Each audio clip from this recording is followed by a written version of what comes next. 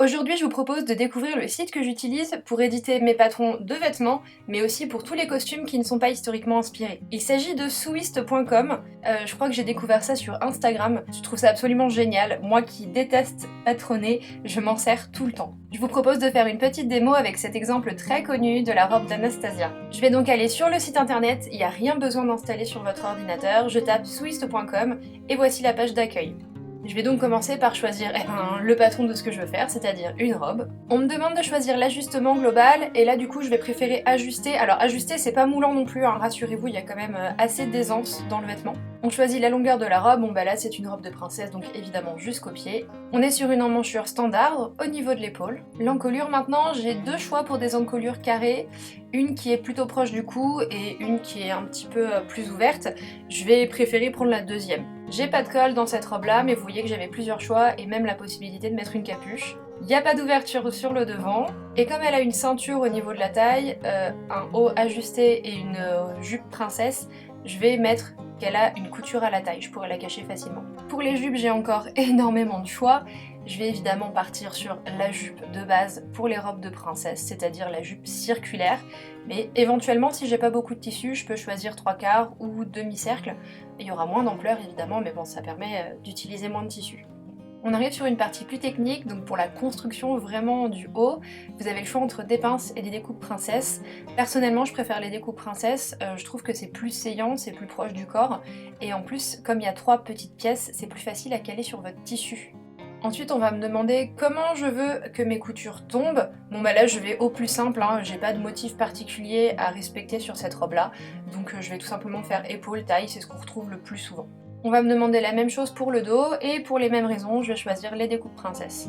On arrive à la fin, je vais pouvoir choisir mes manches. Vous voyez, j'ai plein de choix. Et j'avais repéré déjà la manche qui correspond le mieux, alors que je vais pouvoir modifier après, évidemment, si je veux rajouter un peu d'ampleur.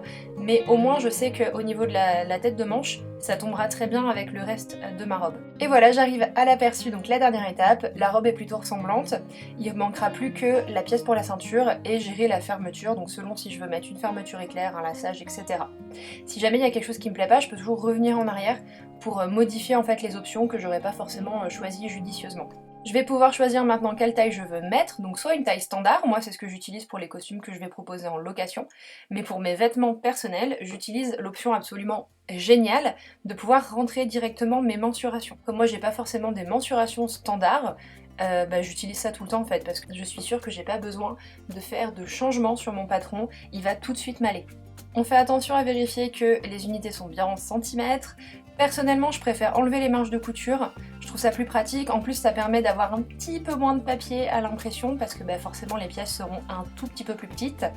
Et personnellement, je préfère également mettre en format A4 pour le papier. Voilà, j'ai plus qu'à ajouter au panier. Comme vous le voyez, c'est 2,95 $. Il y a souvent des petites réductions. Et voilà, j'ai plus qu'à procéder au paiement.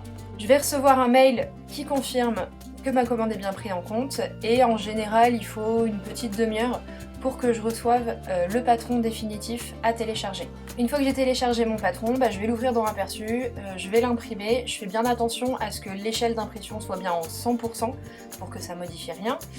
J'enlève évidemment le recto verso, et voilà, j'ai plus qu'à y aller. Je préfère utiliser un papier assez fin, ou alors j'utilise du brouillon que je mets dans l'autre sens. Si vous n'êtes pas trop sûr de votre imprimante ou de ce que vous avez rentré, n'hésitez pas à faire un test, imprimez que la première page parce que vous voyez, il y a un petit carré qui permet de vérifier l'échelle.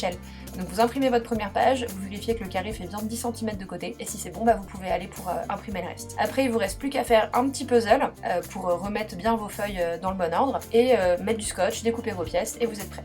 N'hésitez pas surtout à vous promener, à faire des tests sur le site, parce que vous le voyez, quand on va dans l'option créateur, ça débloque pas mal d'autres possibilités, et certains designs ne sont visibles qu'après avoir choisi une ou deux options.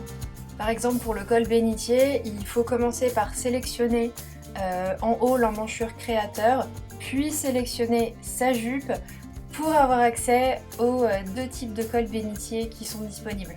Petite astuce supplémentaire, si vous allez dans votre compte Mes commandes et que vous choisissez votre projet, vous allez pouvoir estimer la longueur du tissu dont vous aurez besoin, ce qui peut être bien pratique. Le site va vous proposer une disposition des pièces pour une largeur de tissu 240 que vous pouvez modifier. Et vous pouvez également changer la disposition des pièces comme vous voulez. La largeur de tissu requise pour votre projet va s'afficher ici. J'en profite pour vous montrer quelques-uns des projets que j'ai pu faire avec ce site. Donc il y a des vêtements pour la vie quotidienne, mais il y a aussi le manteau de robe que j'ai utilisé pour faire l'enchantresse, ou le patron de robe pour les sœurs Adams.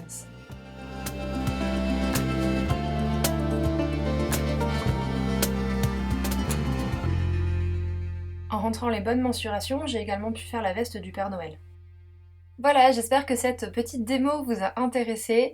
J'ai hâte de voir ce que vous allez réaliser avec ce site. Et n'hésitez pas à m'envoyer un petit message si vous avez un souci, peut-être que je pourrais vous aider.